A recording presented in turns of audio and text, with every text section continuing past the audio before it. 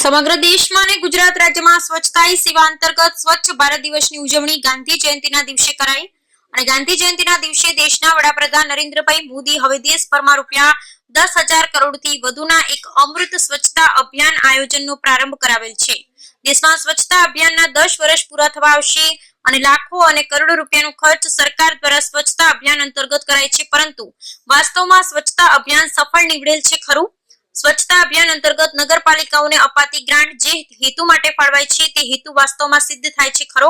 સ્વચ્છતા હી સેવા અંતર્ગતનો આ કાર્યક્રમ શું માત્ર ફોટો સેશન્સ તો નથી બની રહ્યો ને? સંતરામપુર નગરમાં સ્વચ્છતા હી સેવાના નામે શૂન્યાવકાશ જોવા મળે છે। નગરપાલિકા સંતરામપુરમાં સ્વચ્છતા અભિયાન અંતર્ગત અને ધન કચરા અંતર્ગત આવતી ગ્રાન્ટનો વાસ્તવમાં તે કામગીરીમાં વપરાશ થાય છે કે કેમ તે એક તપાસનો વિષય બનાવેલ છે। સંતરામપુર નગરમાં ગટર સફાઈનો અભાવ અને ગંદકી ઠેર ઠેર જોવા મળે છે।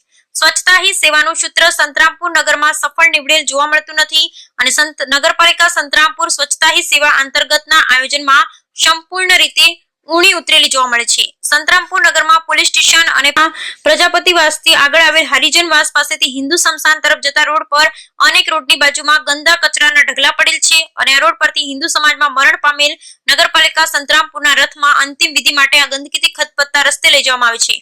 આ રસ્તો મારતી દુર્ગંધથી ડાઘો પણ ત્રાસી જાય છે, તેમ છતાં પણ આ ગંદકી અને કચરાના ઢગલાનો નિકાલ કરવામાં નગરપાલિકા સંતરામપુર દ્વારા ઘણા લાંબા સમયથી કોઈ જ કાર્યવાહી નહીં કરાતા આ વિસ્તારની પ્રજાજનો આ ગંદકીથી તેની દુર્ગંધથી ત્રાહિમામ પોકારી ઉઠ્યા છે। છતાં પણ નગરપાલિકાના પેટનું પાણી હલતું જોવા મળતું નથી।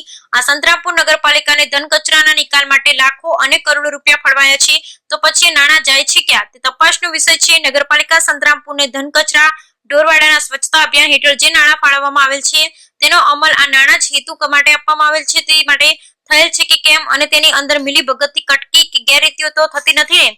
આ બાબતે ઉપરી તંત્ર દ્વારા ત્વરિત તટસ્થ કરવામાં આવે તો મસ્ત મોટું કૌભાંડ બહાર આવે તેમ છે, તેમ જાગૃત નાગરિકનું કહેવું છે। દેશના વડાપ્રધાન ઈચ્છે છે કે દેશમાં સ્વચ્છતા અભિયાન જેટલું સફળ થશે તેટલો જ આપણો દેશ ચમકશે, પરંતુ અહીંયા તો સંતરામપુર નગરપાલિકાના સત્તાધીશો ને દેશ કે ગુજરાત કે સંતરામપુર ચમકે તેમાં જરાય રસ જોવા મળતો નથી અને માત્ર ને માત્ર એકબીજાની મિલીભગતથી સંતરામપુર નગરપાલિકાને મળતી કરોડોની ગ્રાન્ટોમાંથી કોન્ટ્રાક્ટરોને મિલીભગતથી કેમ કટકી થાય અને ટકાવારી તેમજ અને પોતાના ઘરો જ ચમકાવવામાં રસ જોવા મળે છે। સંતરામપુર નગરમાં સ્વચ્છતા અભિયાન માત્ર પેપર ઉપર જ જોવા મળે છે।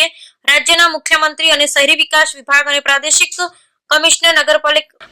કમિશનર નગરપાલિકા વડોદરા ઝોનને કલેક્ટર મહીસાગર અને આરોગ્ય વિભાગ દ્વારા સ્થળોની ત્વરિત પ્રત્યક્ષ મુલાકાત લઈ અને ગંદકી દૂર કરાવે અને સંતરામપુર નગરમાં વાસ્તવિક સ્વરૂપે સ્વચ્છતા અભિયાનને સફળ બનાવે તો જ આ અભિયાન સફળ થશે તેવું જાગૃત નાગરિકોનું કહેવું છે।